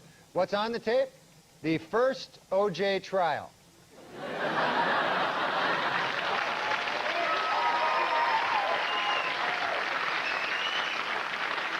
Finally this week, lawyers in the new O.J. Simpson trial actually found a prospective juror who claims to know nothing about O.J. Simpson, the murders, or the first trial, and who told the court, quote, "I don't even know when it started or ended."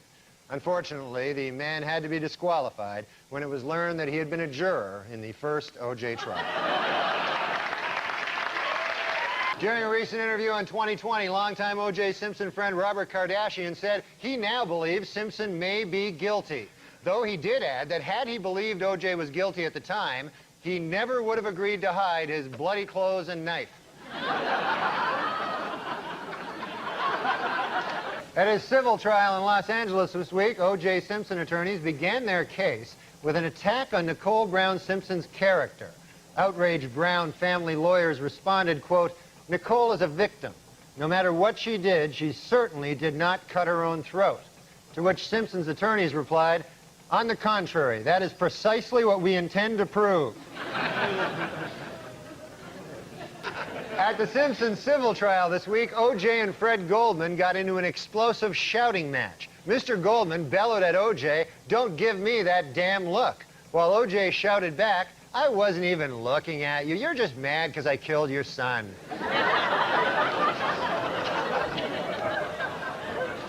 Against the Jets last week, Buffalo Bills running back Thurman Thomas broke O.J. Simpson's career rushing record, and the week before, he surpassed Simpson in career touchdowns. Next up for Thomas, an attempt to kill 3 people at once.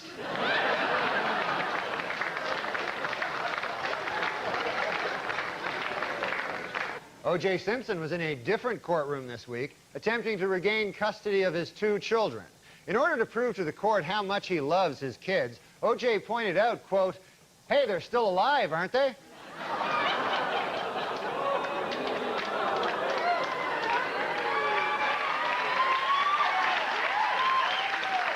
This week in Los Angeles civil court, an FBI expert testified that shoe prints left by the killer exactly match shoes belonging to O.J. Simpson. In response, O.J. stood up and exclaimed, "Wait a minute, wait a doggone minute, I just figured it out. The real killer is me."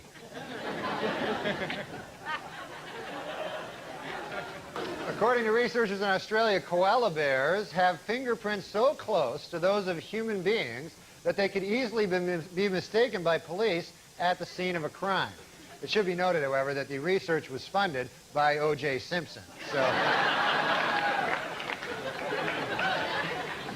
our top story tonight comes from the O.J. Simpson civil trial, where this week it was revealed that in his first interview with police, Simpson had refused to take a lie detector test. His reason? It detects lies.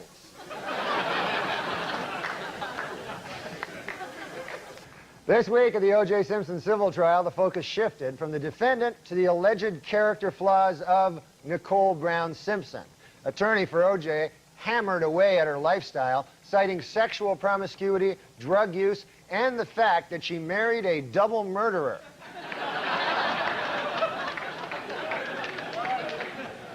Meanwhile, Simpson defense attorney Robert Baker argued that a dark spot in a crime scene photo was a, quote, mystery shoe print, suggesting that there were actually 2 killers. O.J. hopes this will support his theory that he did not act alone.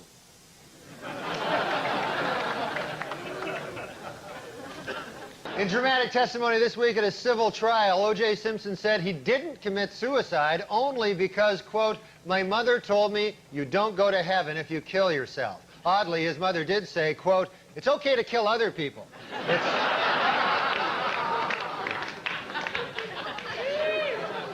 In a unanimous verdict this week, a Santa Monica jury found O.J. Simpson liable for the wrongful deaths of Nicole Brown Simpson and Ronald Goldman, awarding the plaintiffs damages of $8.5 million.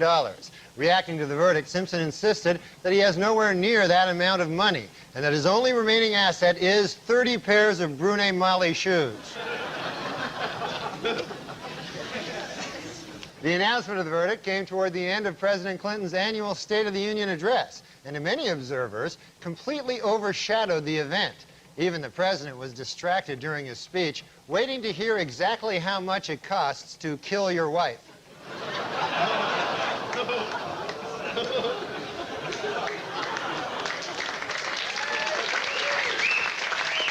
Our top story tonight, this week at the civil trial of O.J. Simpson, the jury, which had earlier found him liable in the deaths of Ron Goldman and Nicole Brown Simpson, this week tacked on an additional $25 million in punitive damages. On hearing the news, Simpson declared, quote, "This is far from over." Asked to clarify that statement, O.J. said, quote, "I'm going to kill more people. What do you think I meant?"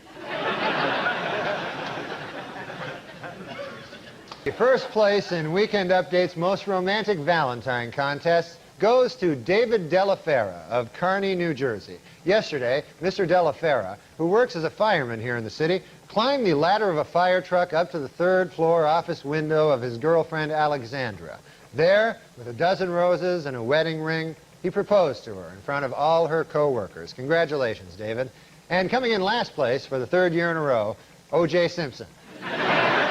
At a book signing in New York this week, Fred Goldman once again offered to forget the millions owed to him by O.J. Simpson if he would simply admit to the Brentwood murders. A visibly annoyed O.J. responded, "Why in the world would I do that when I have no intention of paying you anyway?"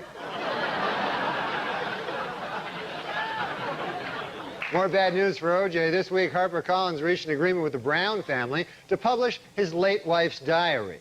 Especially troublesome to Simpson is this final entry. "Dear Diary, I have to run now because O.J. is here to murder me. And also the guy who returned my glasses. I think he might murder him, too. Also this week, a California newspaper revealed that O.J. Simpson was awarded custody of his children mainly because a court-ordered psychological test showed that he is a loving father. It should be noted, however, that the same test also showed that he was a loving husband.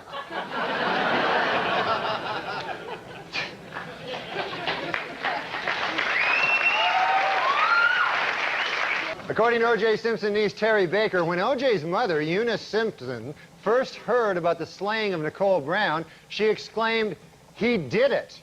Reached for comment, O.J. said, "My mom was just guessing. I hadn't even told her yet."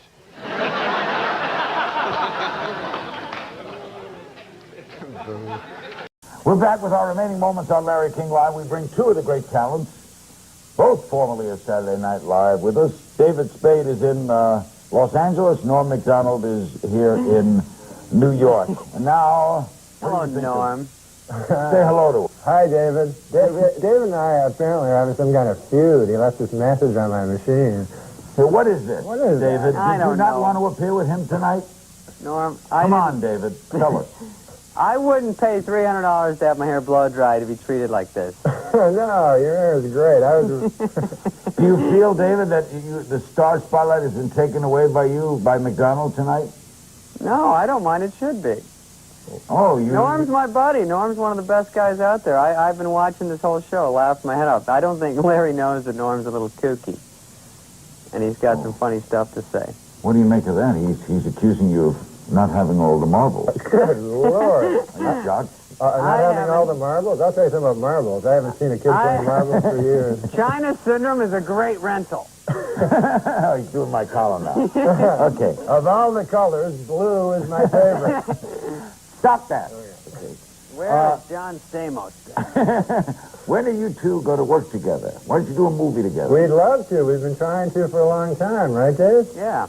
Norm's one of the few super funny guys out there that I'm trying to keep up with. He's a blast, and whatever show gets him next will be in great shape. Well, David, do you think he's going to do a weekend update on the new Howard Stern show? It seemed like that's what you told him. So. It seems like that to me. I don't know why he's in some sort of denial over this. Norm's a little tricky, but he's in demand, so I think they'll have him if he wants to do it. And maybe Meet the Press will ask you to do it, and he'll come back then. Meet the Press would be great. Tim Russert, right? Yeah, you and Tim. Me and Tim would be a great... Load of laughs. You guys lost me. He doesn't know Tim Russert. Anything about Tim Russert. He only knows supermodels. I get blank stares. Yeah, Hey, listen, Larry, you live next to me in Beverly Hills now. You knew Clampett. You're right next to me. Clampett. I just heard you're going to come by don't give the address. We're going to I know where you are. You're by Nate and Al's, and my house has a water wiggle out front, and you're going to have to come by and hang out with me. What is that? What's a water wiggle? That's his thing for a supermodel. What an idiot. You're going to be part of Neighborhood Watch with me, and you're going to hold up your end. I don't care if you're out of town a lot. Where do you live, Norm? I live in New York City. Here, the Gotham. Yeah, the Big Apple. But I've seen you in L.A. Yeah, I saw you with Chris Farley in New York. Yeah, I saw you in Los Angeles, me and Chris Farley. Yeah, his story doesn't check out, does it, Larry? No, so you It's got some holes in it. I live in Los Angeles. Good observations, Spade. I'm bi-coastal. Get it out, Bi-coastal, Norm. Yeah, bisexual. No, what are you doing? No, I'm kidding. I'm We've had kidding. lots of admissions here tonight. Do you ever miss Saturday Night Live? Both the same question for both of you. David. I miss hanging out with Norm and some other people there, but I don't miss how hard it was. It was a good 6-year run for me. It was fun. But you don't miss doing the show? I miss it in pieces. I'd like to host it, but right now, to do it every week is I'm too old now. Norm? I've only been gone like 1 week. But you, unlike David, you were fired. Yeah. So distance is quicker to have. Do you miss it? All right, did you miss it last Saturday night? Did you watch it? You're stumbling. I tell you something. I don't. Where I live, I don't get Saturday Night Live. You know what, Larry? They show. I watch Saturday Night Live, but I don't get it. Norm was at home with... stop stepping on the joke? I don't know. I can't... Me and Larry are doing a little vaudeville here. I'm 2 minutes behind you on a tape delay. David, what were you going to say? I just heard the Siamese twins thing. No, I was saying that Norm sits home and there's just montage music and you hear, the road is long, and he's watching 6 TVs in his house. I used to, when I did the show, I'd always take off right after updates so I could watch the rest of the show at home. You know. Really? Yeah, because, you know, they want you to stay till the end so you can wave, because everybody waves. You're not a waver. Well, it's odd because sometimes the show sucks, and then at the end of the show, you're out waving like a jackass. But Norm, sometimes at the first 3 years I was never on and I had to count that as a sketch. David, thanks very much. Norm, thanks very much. Thanks, Larry. I want to thank Larry guys. King for hosting this earlier. Yeah, Larry Very was good. great. Thanks for joining us. See you Monday night. Good night.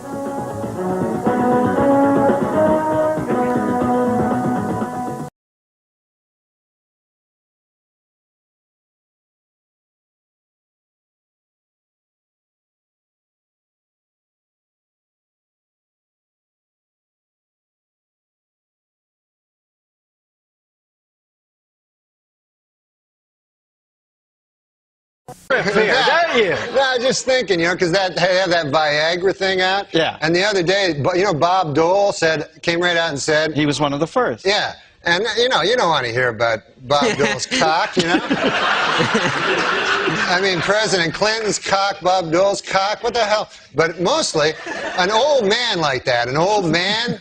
You don't want him to have a super hard cock. You know what I mean? Why? Why? Because an old man, you want him to be got a pipe going, a newspaper, the dog at his feet there. Well, that in some corners is considered pipe. Oh. But now they're going to have to create some goddamn pill that makes women aroused at the sight of a fucking 70-year-old dude with a super hard cock. You know what I'm saying? It's crazy. This Viagra. It's insane. And you know what it's for? Impotent people. All right, it's for impotent guys. So get this. I read this. The pill can make your cock hard for 4 hours. Right. So now, who has the 4-hour hard cock? The impotent guy. The rest of us are fucked. Me and you got our regular cocks. Meanwhile, fucking Spade is, you know... Curtis Spade. Oh, man. I didn't see it. I didn't see it coming. Dude, I know you didn't. He brought it all around and then a vicious rib kick into his best friend's gut. Once there's too much cock talk, I try to just zone out for a minute till it goes back the other way. If there's too much cock talk, this guy has fevered nightmares all night. Dreams, I mean, like sweaty, fevered dreams from the cock talk that's been all over his head. Why bury me twice? He's killing me. No, he's a good man. That erased it. All right. No, he's a good man. Who cares? After all that, that's the whiteout he puts on. Yeah, I know, it's awesome. After he talks about you doing chin-ups on cock for 18 minutes. He goes, no, he's a good guy. If you're gay, he's a completely straight guy. He gets a lot of ladies. You know that about him with the ladies. Don't say ladies. Women, girls. Okay, thank you. Ladies, what are we, fucking on an FM station here? He's Don Cornelius. But these gay guys, man, I was reading, you know about these gay guys. I haven't even said hi yet. All right, tell me what it is with these gay guys. I know, I'm already. I just read this thing about the George You're reading Michael. a lot, aren't you? Yeah, I got a little time off. Now I read the newspaper. And this really strikes me about the gay community. I don't know if they're a community, but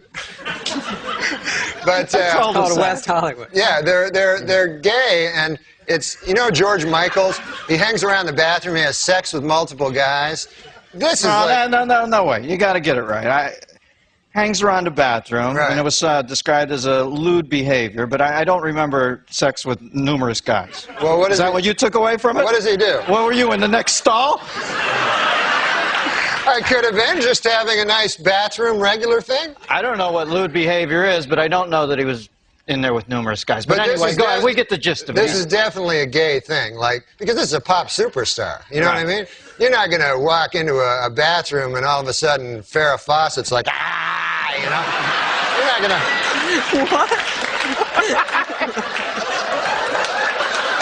I love it. What I'm saying is, why would a famous what was she doing? Was there some sort of cervical belt sander thing, or what was that? Oh, Christ, what are you, Linda Blair? They do. That's what they do. Right? That's what ladies that I know do. But good to know that primetime exposure's paying dividends there. But I think that's what it is. It's that the gay, that's why they have separate bathrooms. Let's face it. If they had women and, women, as you call them, I call them ladies. If you had them in the same bathroom, like you go in the bathroom to do your business, see a man about a dog there, you know, and you're in the bathroom. You're in the bathroom. All of a sudden, a beautiful lady comes out. Oh, here's my vagina and breasts. You're going to be hanging out at that bathroom a lot. So I don't blame anybody for anything. Can you believe Olmeyer didn't get him? We're all the same, man. Have you ever met Olmeyer since then? Don Olmeyer I met once, after he fired me. Yeah. Then I went and visited him in his office. Which it wasn't an office I've never seen. It was like a wet bar and a bunch of weird sports trophies. He's a big sports guy, you know. Yeah. So he explained it to me what happened, but he did it all with sports stuff, you know. Like you said, man, you see, you're the number 3 hitter, but now you're going to be number 8. And then later on, Ken Griffey will show up. I didn't know what the hell he was talking about. And then I said, well, Christ, man, what the hell am I supposed to do? And he goes, I don't know, just walk it off, you know. And I'll put it in sports terms why you got fired. You were fucking with OJ too much. That's exactly why you were fired, man. Well, I don't know. That's his buddy. Yeah, it's his buddy. Yeah, well, that's why you got canned. OJ's a good guy. I mean, he's not... Well, we got to end on that, Normie, but there's what they'll remember you by. OJ's a good guy. Man, Thanks for coming on. Norm MacDonald and David Spade. Stick around. You know, on your last show, I came out as a deeply closeted gay man. Yeah. And I'm not gay. But David, on one time, and this is a true story, and Dave, you'll attest to this, bought me a beautiful leather jacket. Oh, that's right. Well out of my price range. Now, I'm no one to take charity.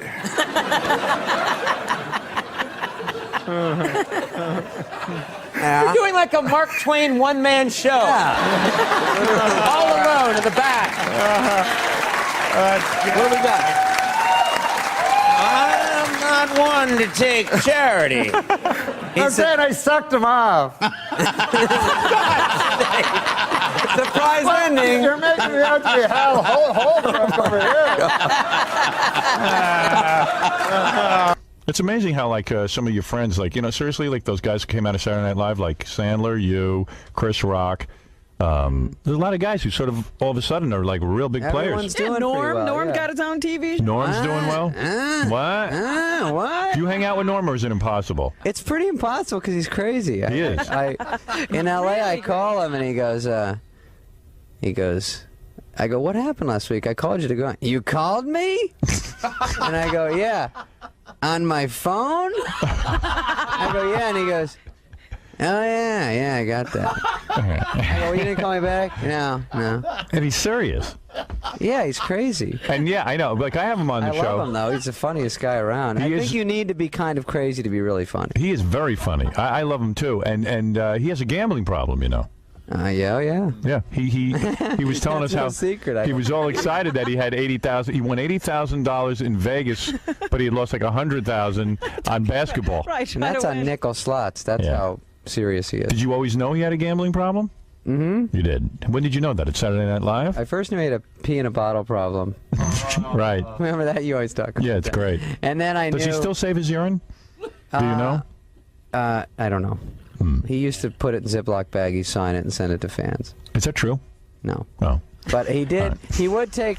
After Saturday Night Live, they give you a car, a limousine, if you want to go to the party, and he would take it to Atlantic City. Really? He's a hard ass. He's hardcore, dude. I know he'll even get into fist fights. And then he'll stay at a table for hours and hours. What do you think of that? I feel lucky. And then you don't even know if he's married or single. It's never really clear. I don't know, but I know girls like him. He's when you're something's that wrong, they pick up on it and like it. They like the tragedy of that. Fixer-upper, yeah. Right. Yeah, I'm gonna make him a regular guy. Right, but it never worked. Because David always wore like cool jackets to get girls or whatever. Did it work? Behind the scenes of I it. know. Yeah, David gets girls like crazy. Heather Locklear. Yeah, like insanely Name one. beautiful It's girls. because funny guys are attractive. Yeah. Funny's hot. You've done a lot of impressions. Funny. Most Look at him. awkward He's like, come really? on I've ever heard in my life. All I can say for sure is this, that it works this way with women.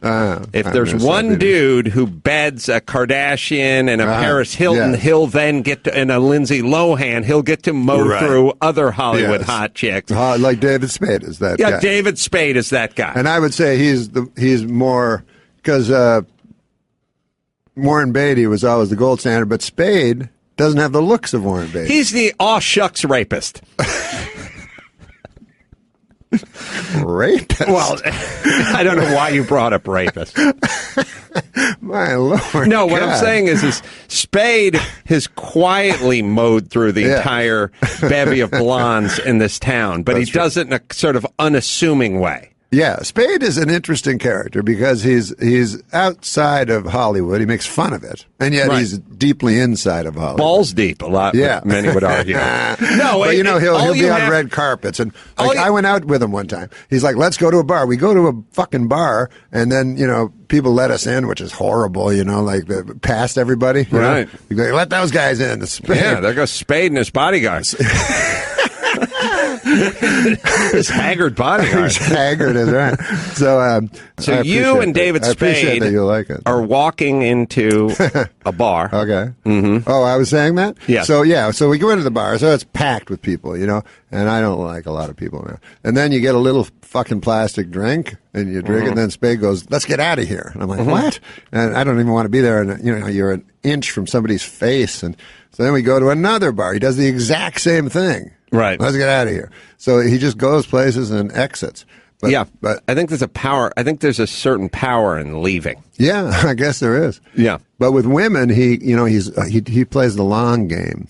Like he's always texting them. He doesn't bed them the night he meets them. Mm-mm. Like a year later. Right. But he's got so many on his. He fucks them in the bathroom. Yeah, but not on a bed. Never on a bed. Wait, no. I hear what you're saying. I'm reading between the lines. I can't talk about Dave. Now it's going to sound like I'm saying that about David. No. What he does is he quietly, here's what I'm saying. Yeah. Here's what I'm saying. If you had a list of the famous coxmen of the town with the Warren Beatties of the world and the Wilt Chamberlains and stuff like that, somewhere in the 13th spot would be David Spade. Absolutely. And everyone would go, how do you get on this list? A cute little blonde guy? I'd What put are you him talking way about? farther up than that. Way farther up. I'd put him maybe number one. Well, that's what I'm saying. In terms of sheer numbers. Quietly goes about his business. Yes, he does. And until we start talking about it. I know, we shouldn't. But he's very self-deprecating about it. But he also, he knows everything that a young girl knows. Like that beautiful 20-year-old. He can talk to them about keeping up with the Kardashians and whatever the hell. Right. And then, if I try to talk to a young girl, I go, "You ever watch Matlock?" It wouldn't work. But he has the same exact interest that they do. Yeah. So it really works, And then talk about a guy who picks good projects. Yeah. I mean, that's 60% of having a career like that. Yeah. I read in Bill the Murray's Sting, like that, Bill too. Murray will do nothing. And another great thing about Bill Murray that I think was smart, he doesn't get work done. Like, he doesn't get plastic surgery. Mm. So his face looks super authentic. Yeah. And, you would think an actor would want that, like those lines, you know what I mean? Yeah. That you could use that. Because I remember at the end of his life, Jackie Gleason got a facelift. Yeah. And it looked like, it was like, why wouldn't you want to use your old face? That would be super funny, you know? Instead of because you're you're not a leading man. Yeah. You know? So that's what I think about Bill Murray. Everybody else gets ridiculous work done that makes them look young, and then Bill Murray gets to, look like an authentic. Right. Plus, he's a great actor. It's amazing that he took that route. He did Razor's Edge, which was awful. Oh yeah. But still, it was daring. Yep. Project, and I guess he just had all this money from Ghostbusters. Mm-hmm. And so he did the exact opposite of Dan Aykroyd. It was always funny, like Dan just kept chasing the big movies. Yeah. And then he did that crazy sitcom where he was a priest, and you're like, what happened here? I was, they sent me, they wanted me to do a thing on the show. Oh, yeah. On that show. It was one of those, cool priests, and he drove a Harley and stuff. Like that really exists, And so anyways, they sent me the thing. He's like, it's a really funny part, Norm. And I'm like, well, I'll just do it, because you're asking me, because you're the greatest. And then I got the script, and all I did was I was looking through the telescope, and I said, oh, I can see Uranus. And then he goes, you can? And he pulls. Like he pulls his pants, and I'm like, oh no, I don't want to say that. So I had to lie my way out of it to get out of this awful joke. But he told me it was great. One time when I had my sitcom, the showrunner goes, why don't we have a big star every week do the cold opening? And I go, oh sure, yeah. And he goes, you can get big stars, right? I'm like, no, I can't get anyone. And he goes, but Sandler. I go, I'm not going to ask Sandler, and then I told my agent, I said, don't ask Sandler, because the showrunner kept phoning my agent. I go, because I don't want to blow a favor. I know he's not going to do it. He's not going to do it, and then he's going to think I asked him for a favor. You know what I mean, kind of thing. So, anyways, a few weeks later, my manager goes, oh, by the way, Sandler said he doesn't want to do it. I'm like, oh my God, I told you not to. Yeah. And then they said, one week, they go, we got Eddie Murphy on the phone. I'm like, why? What? And they're like, yeah, for the cold opening. And I go, what cold opening? And so they hand me this script, So I'm talking to Eddie Murphy, and I don't know Eddie Murphy. And he's being super zen-like, He's an amazing guy because he's all zen and peaceful. And then he tells a story, and it's hysterical. All of a sudden he's doing voices. Because he was talking about being a director, and he goes real peacefully, he was like, the directors in Hollywood are very tough to find one. Frank Oz was magnificent, but I was very unhappy with the other directors. Finally, I had to direct myself. I directed Harlem Nights, and the Red Fox was in it. And so Red Fox came to the show once, and he was having trouble with the IRS, and he owed all this money. So he kept trying to sell me things. And he would come to the set, and he would go. And then all of a sudden, he's super funny, right? After doing this real flat voice. And he goes, and then Red Fox would say, hey, Eddie, you like Elvis? I got Elvis's watch. How'd you like to buy Elvis's watch? Elvis, give me this watch. So I said to him, hey, Red, how long have you had Elvis's watch? He said, I had it for 40 years. I go, that's not Elvis's watch. That's Red Fox's watch. I ain't buying Red Fox's fucking watch. So he's super funny. And then he'd go back again to be zen-like. So I said, so as I'm talking to him, I'm leafing through this fucking awful fucking shit of a cold opening that they're having him do. And so it's white guys writing for black guys, what they think they'd say. It's just awfully, horribly racist. And so he says to me, he goes, I'll do it. If you tell me it's funny, I'll do it. And I go, it's not funny. Oh, wow. I didn't know what else to do. I didn't know what else to do.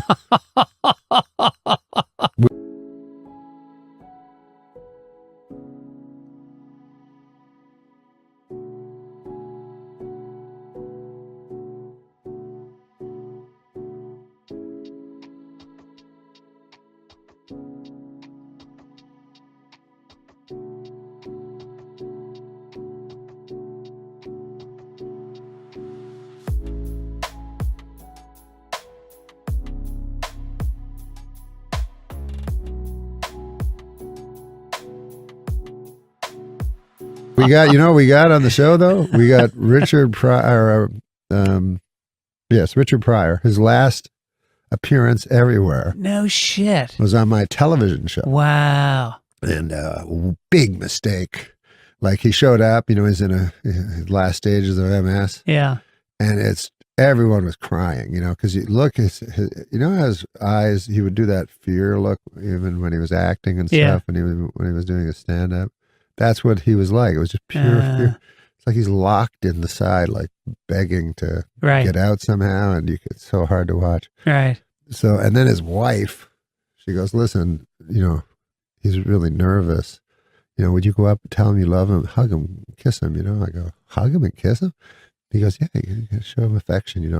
He's very fragile." So I go up and I hug him and I kiss him. I go, "You're the greatest ever. If you don't want to do this, you don't have to." But it's just great that you're here and this stuff like that. And then there's like two big black guys that are there, And one of the big black guys, like about 15 minutes later, goes, "Richie thinks you're a faggot." So everybody's comic hero, and I'm like sexually molesting him pretty well. Because of his stupid wife.